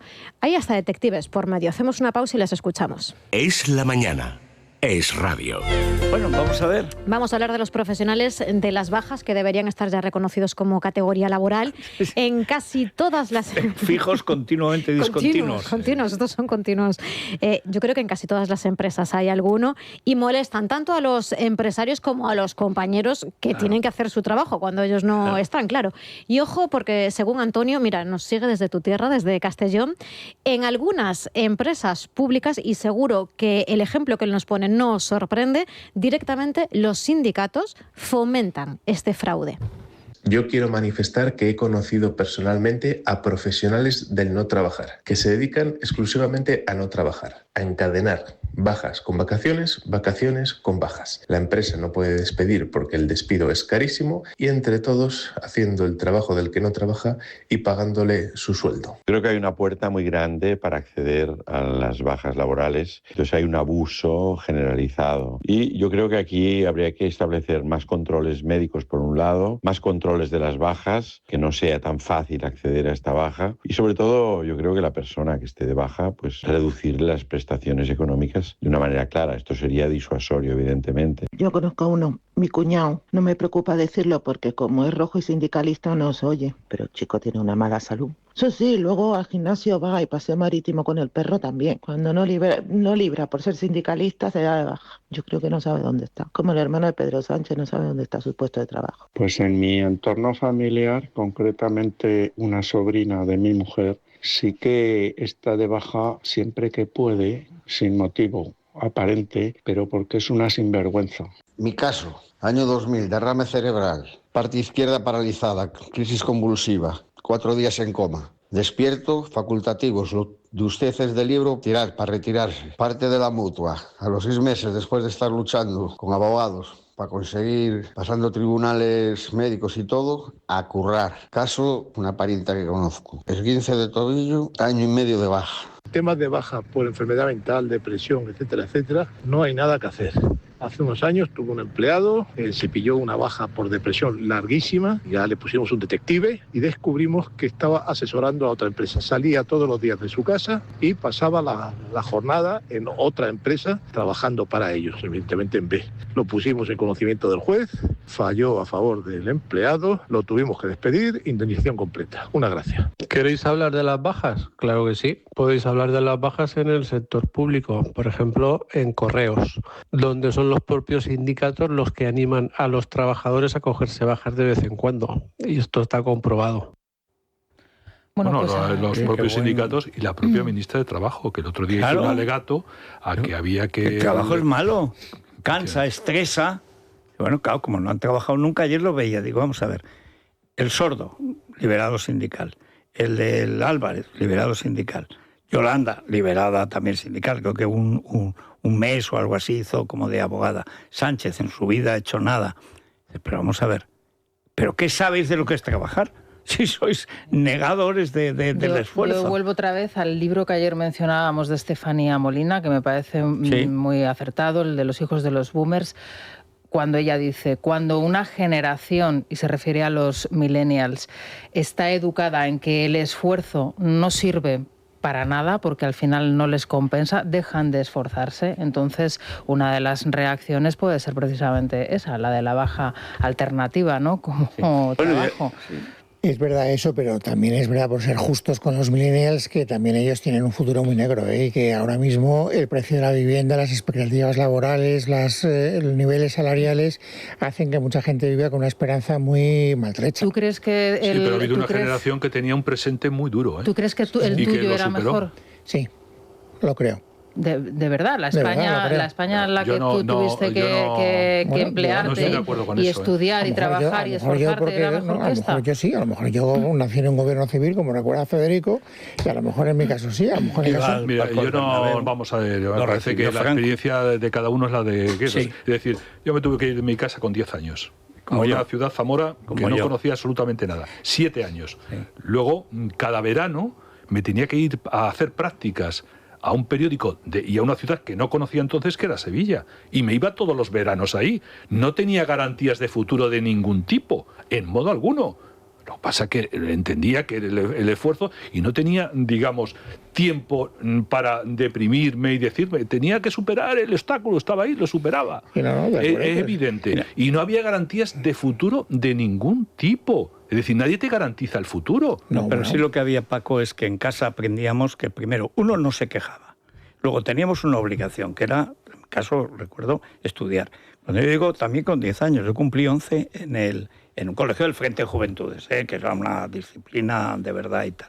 Y había algunos niños de mi edad que lloraban, que se acuerdan por la noche. Yo me acuerdo la primera noche que estuve en el colegio, aquello era, de hecho, algunos niños no lo pudieron aguantar y a la semana, a los 15 días, se volvían a su casa. En nuestro caso, ¿sabes por qué no se fue ninguno? Porque éramos becarios. Y en la beca, cuando ibas a la beca, eran becarios, claro, pero hombre, hay algún caso, pero en este caso, bueno, es que a mí la idea de no aprobar, de no sacar la media de notable y volver a mi pueblo, o sea, antes me meto bandolero en el maestrazgo, o sea, ¿por qué? Porque estamos educados en que el esfuerzo no se discutía, llegabas hasta donde llegabas, y si llegabas a más, mejor, y si no, hasta donde tenías que llegar. Y bueno, pero no había pero. No, es que, no había es que. O sea, es lo que tenías que hacer. Y no se discutía. Y no te ponías deprimido. Pues anda que en las noches de Teruel, imagínate. Pero no, señor, es que ni se planteaba la cuestión. Aquí a la vida no hemos venido a jugar. Hemos venido a hacer lo que hay que hacer. Y es convertirte en una persona de provecho, como se decía antaño. Que tus padres puedan estar orgullosos de ti. Y sus abuelos, si los tienes, pues que den la paliza. Yo creo que eso que decís es verdad, pero yo tengo la impresión, que a lo mejor es equivocada, de que había más oportunidades en nuestra generación que ahora. Las buscabas más. Puede ser. Las buscabas, porque las buscabas... Claro, hay una circunstancia añadida. Hay una circunstancia añadida. Nuestros padres no nos dedicaban tanto tiempo como los padres actuales le dedican a sus hijos. También es verdad. Eso es en modo alguno. Es decir, a mí mi padre no me preguntaba si tenía el día... Bueno, aparte de la distancia, los exámenes, etcétera, etcétera. No me preguntaba nada de eso. Ahora mismo los padres o las madres, en algunos casos más las madres que los padres, dependiendo un poco de la propia circunstancia, tienen que estar pendientes de esto, lo otro, no sé qué. Hacerles los deberes. Bueno, este es un debate que es muy interesante, Federico, hay que abordarlo. Sí, pero eso de no asumir, es decir, el victimismo, del cual desde el presidente del gobierno de adelante, el victimismo de los privilegiados es uno de los grandes dramas de la sociedad actual. Sí, señor. Yo me voy al Corte Inglés porque me garantiza la financiación, que no pase como la Generalidad de Cataluña. Para todo lo que puedas necesitar. No sé qué necesitas, Federico, un frigorífico, una tele, un smartphone, lo que se te ocurra. Te lo digo de verdad. Pues creo que tengo 2, 3 cumpleaños, tengo que ir a la sección infantil. Pues mira, tengo una solución, porque además con la carta de compra puedes recoger y abonar en un solo punto de la tienda todas las compras, todos los regalos que necesitas y de los distintos departamentos. Las solicitas al personal y luego disfrutas al máximo de las compras sin cargar los paquetes. Financiación 100% para clientes con tarjeta del Corte Inglés. Tienes hasta 12 meses para pagar en electrónica, electrodomésticos, hogar, joyería, deportes y seguro que en juguetes también. Aprovecha la financiación 100% en la tienda, en la web y en la aplicación del Corte Inglés hasta el miércoles 18 de febrero. Por compras superiores a 200 euros, financiación ofrecida por Financiera al Corte Inglés, sujeta a aprobación, consulta condiciones y exclusiones en elcorteinglés.es. Miércoles 18 de febrero es mañana. Te digo que si tienes que ir, vete hoy, porque es que dice Naya. Hasta el 18. Es que son los últimos días. Llevo unos días ya diciéndolo. O sea, lo que pasa que no me escuchas. Me viene mejor el miércoles. Venga. Tener más tiempo. Sí, porque tienes que... Para comprar los juguetes que me gusten. Y tienes partido, además. Bueno, eso es por la noche. Sí. No, y más cosas que no es el momento de contarlo, pero bueno, vamos a hacer. Que nos hacemos una pausita. Sí. Es La Mañana de Federico. Es radio.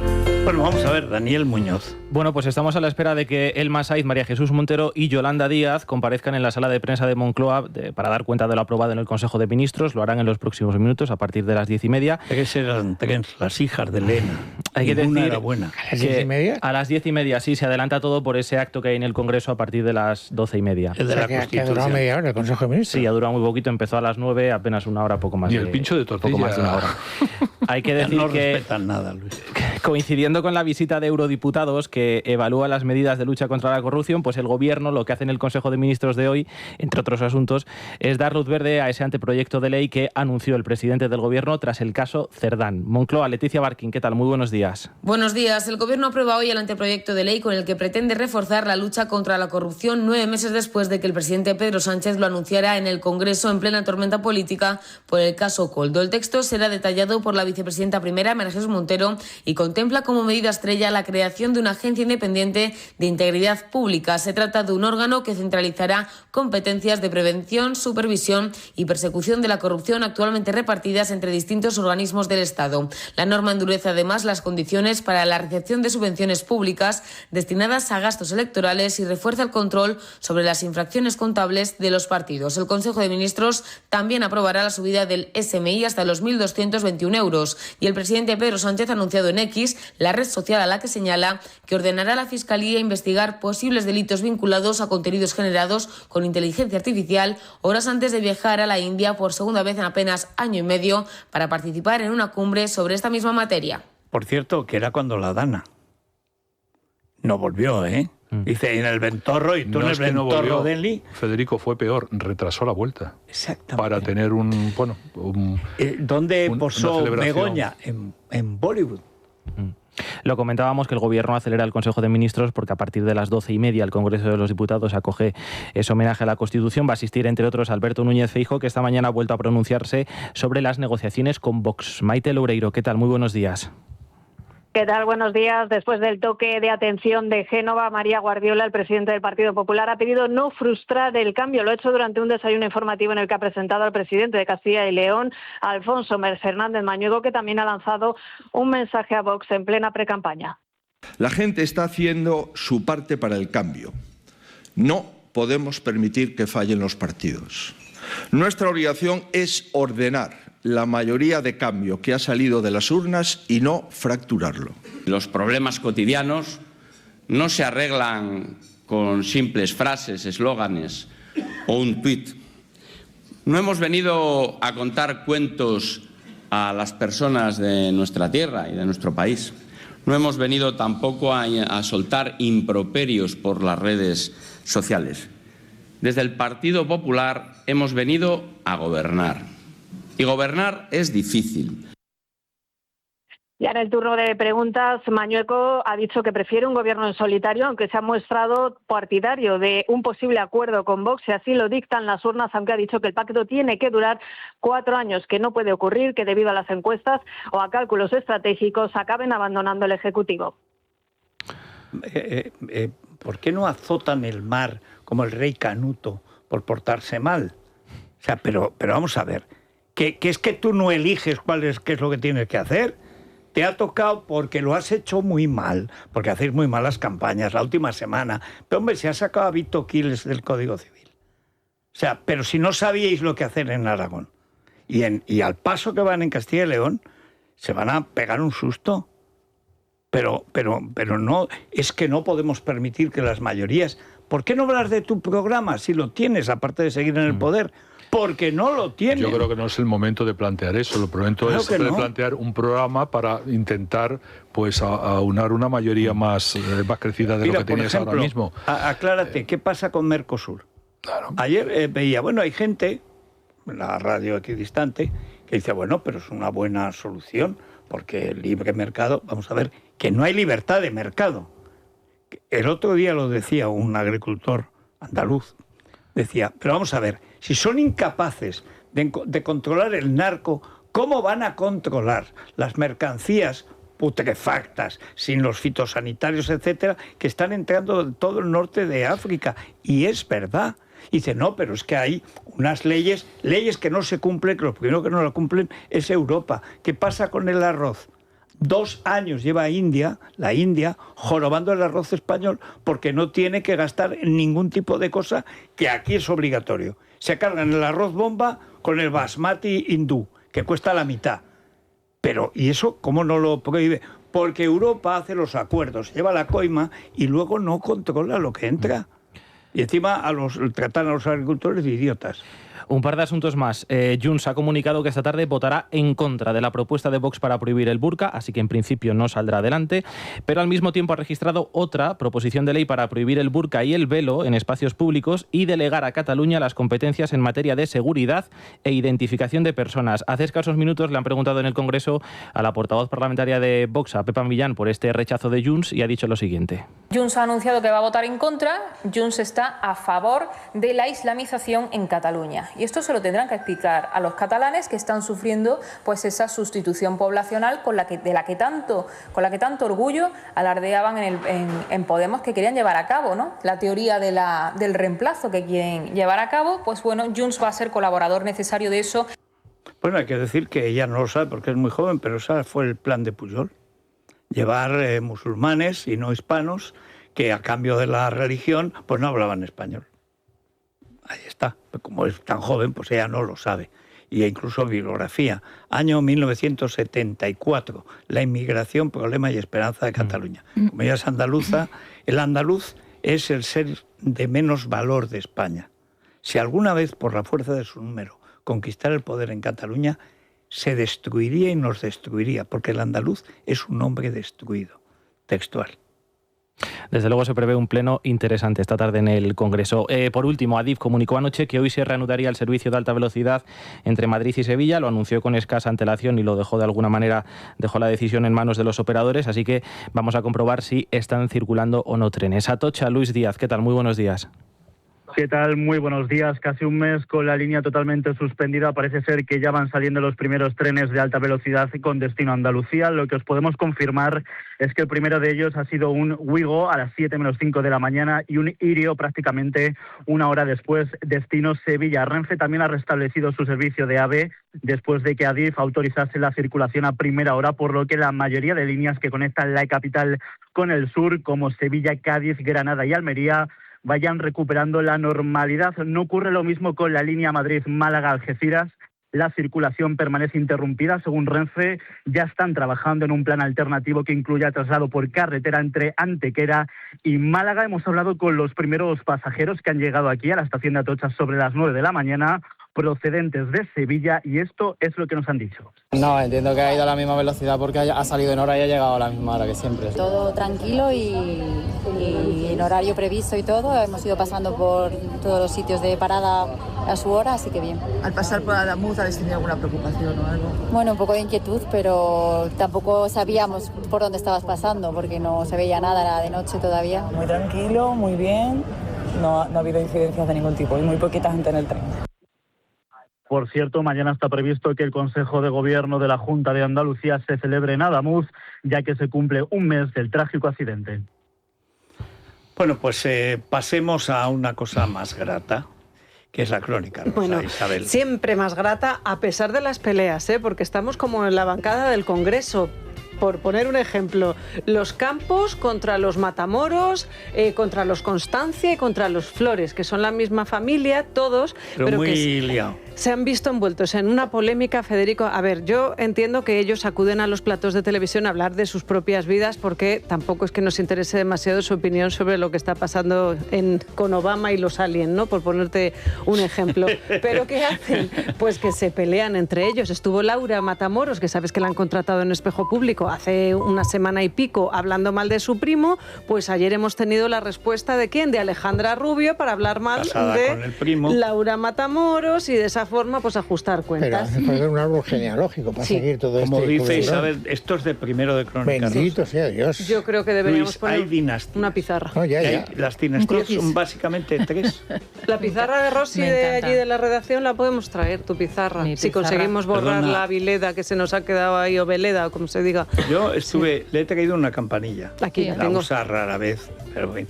Voy a traer una cosa también para hacerlo.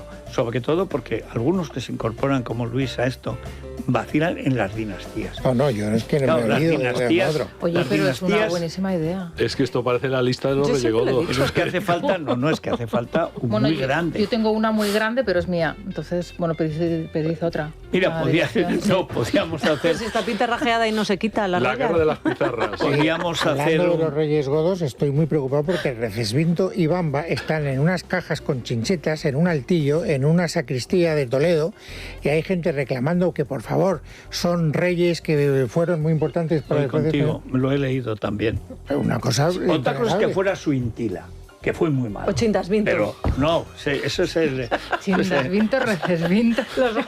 Qué divertido era aprender eso, es pero verdad. A mí nunca me enseñaron los Reyes Godos. Yo sí, yo me la supe. La he olvidado, nunca, pero la supe. Nunca, y becario desde los 10 años. Nunca, jamás, nadie. Ni en la escuela, ni en el instituto, nadie. No sé por qué. Pero esos no van al Escorial, esos no tienen cabida. Lo mejor de los Reyes Godos es que en 2 siglos hubo 40. Prácticamente ninguno murió naturalmente. El puñal del Godo. Todos fueron asesinados por sus familias. Pues mira, como los Matamoros, Flores, También, Constancia, etcétera, etcétera. Exactamente igual. Luego en vez de Matamoros, Matagodos, pero exactamente así. Tamara Gorro, ¿sí sabes quién es? No. Cayetano Rivera. No. Nueva pareja. Cayetano Rivera sí, Tamara Gorro no. Desvelada Lo he sabido, me suena. ¿Te acuerdas de Ezequiel Garay? No, por supuesto que no. Central. Sí, Garay, sí, Garay. Pues ese. Pues ese es el ex marido de Tamara. Están juntos. Y ayer estuvieron comiendo en un restaurante de Madrid y luego vamos a contar lo que pasó dentro, porque tenemos testigos que estaban allí. Discutieron. Y que, no, al revés, pero tampoco estaban muy acaramelados para llevar pocos meses de relación. Entiendo porque había mucho público. No pasó nada. O sea, si no riñeron y no se acaramelaron, quiere decir que no pasó nada. Depende de me estás vendiendo una... O sea, es que vendéis humo. Claro. Depende de lo que comiesen. No, yo no tengo nada contra el humo, pero en no. el Numa con macarrones. Ya lo has dicho. Por resumirlo así el otro rápido. El otro día digo, macarrones hace un con rato, tomate. me dice, bueno, pues es que es ahí, te cuesta 40 euros por unos macarrones con tomate y pones todo el tomate, ¿eh? O sea, y es verdad. Pues hay sitios en Madrid que están de moda y son tan caros. Sí, la cantidad de kilos de macarrones que puedes comprar con 40 euros. A ver, que un saludo a los de Numa. Y por otro lado, lo de Blanca Romero y Quique Sánchez Flores, que no termina de confirmarse ni de desmentirse. Sí, no pero sé, no ¿qué sé. es? Ella ha dejado de seguir a Quique Sánchez Flores en Instagram y ha quitado todas las fotografías que tenía con él. Que están en crisis. Pues yo entiendo que sí, sacamos la misma conclusión. En algo estamos de acuerdo, Luis. No, yo deduzco por la poca información que das. Es que cuando dices devuélveme el retrato de mi madre... No, pero en este caso es que hemos sabido. Ya estuvieron antes y ya riñeron. Y eso no lo sabemos. Y parece que es un hombre de mucho carácter. Pues ella no parece que tenga poco, ¿eh? Bueno, se llamaba La Perra cuando cantaba, imagínate pues el carácter. Que ella era ex de Cayetano Rivera. Claro, de ahí... Ahí eso lo sabes. Vamos a ver, no me humilles más. O sea, estoy dispuesto a declarar mi ignorancia supina. Hay que comprar pizarra digital. Como los vídeos que hace Rosana, que te ponen ahí, pues pueden hacerme un árbol genealógico y yo voy explicando. Pero vamos a ver, yo es que creo que tendrían que ser como las pizarras en las universidades, que hay dos niveles. Las que vas bajando. La arriba y la vas bajando. ¿Por qué? Sí. Porque Luis, que está ahora ya en segundo casi de Crónica Rosa, se esfuerza, yo creo que... Le quedan unos créditos. Pero ¿qué pasa? Que, por ejemplo, los Moedano, la familia Rocío Jurado y tal, adorables. y los Pantoja, claro, todos han tenido hijos. Y relaciones entre ellos. Y están, exactamente. Entonces tú tienes que bajar de la primera generación y segunda a la tercera y cuarta, que son los que están ya en televisión, y explicar cómo se han mezclado. Por ejemplo, ahora los Campos son 3 generaciones peleándose salvajemente en dos cadenas de la competencia. Eso es lo único que veo como denominador común, por eso me parece tan poco ejemplar la Crónica Rosa. Es decir, padres contra hijos, hijos contra madres, madres contra nueras, nueras contra suegras. La vida misma. Joder, qué barbaridad, pero aquí no hay nadie que me parece que la Crónica Rosa nunca ha querido ser ejemplar, me temo. No, ejemplar en el sentido de Cervantes. Pone el espejo y la sociedad es así. Tenemos un guión parecido al de vosotros en Los Cowboys. Es decir, nosotros sabemos cómo empezamos, pero nunca cómo terminamos. Porque es que ella nos llama gente en mitad del programa eso que te cuenta característica cosas. de un zasca, creo, Luis. ¿Qué te hace pensar que en Los Cowboys sabemos cómo empezamos? Bueno, de hecho ayer digo, pero han venido y dice, yo qué sé. Sí. Sí, yo sé pero siempre termináis los que habéis empezado, eso sí, ¿no? ¿De qué vais a hablar? Y ayer tenían una idea, nos contaron Luis Alberto y Garci, pero ahora ya no me acuerdo. Sí, pero él no estaba de acuerdo. Estaban con un tema y no sé cuál era. Pues sería la caja de Recesvinto, a lo mejor. No, la caja de Recesvinto la utilicé yo, pero ese día no lo debió ver Rosana porque no debía haber colegio de sus hijas. Pero yo entrevisté a un antiguo alcalde de Toledo. Oye, que está si quieres dejo de escucharte. ¿Cómo es? ¿Quién es el de Toledo? ¿Aquel conde, Agustín Conde? No, uno anterior que yo no recordaba que había sido el alcalde de Toledo, que estaba con un catedrático de historia tratando, por favor, de conseguir que los restos de Recesvinto y de ¿Sabes Bamba... lo que más me ha dolido como español? Que dijeran que estaban en un altillo. Están en un altillo. Bueno, es que eso no son Están reyes. en un altillo. Si me dices un sótano, hasta un subterráneo, pero un altillo. En un altillo. ¿Y por qué no quise hablar de la calavera del Papaluna? Que los brutos de Teruel tenéis por ahí dando patadas en los agujeros. ¿Qué dices? Los de Teruel. ¿Cómo que los de Teruel? Se apareció en Teruel el pobre decapitado. Guardada. Pero hombre, si es que porque Guardada por una razón, porque desde Aviñón querían sacar el esqueleto y tal, los llevaban lo fundamental, la cabeza. El Papa Luna, que era el mejor diplomático de su tiempo, yo lo he contado en los nuestros, yo creía que era un pirao, que se fue a Península y ¿qué va?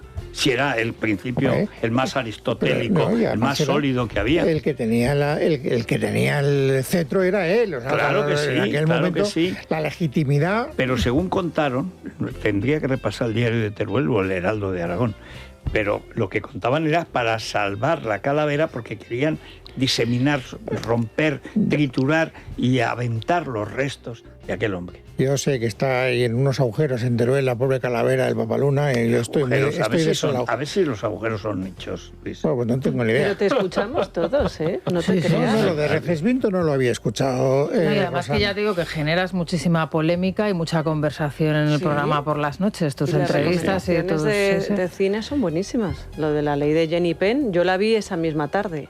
Y me fascinó la película y se la he recomendado a Federico. No me la había, pero me ¿Esa cuál es? La ley de Jenny Penn se titula, que la recomendaron los Par Impar. Es una película australiana y no os cuento más porque va de un geriátrico. Pues la veré, pero a ver si Pero si te la recomiendo en tu programa. Bueno, pero una cosa es que me la recomienden, otra cosa es que yo le haga caso a los críticos. Yo tengo dicho que basta que Andrés Arconada ponga una película bien para que yo no vaya a verla. Pues no vaya, pues tienes que ir a ver Cumbres Borrascosas, Luis. Puedes ir con Miriam. Eso es. Vamos. Bueno, vamos. Es la mañana. Es radio.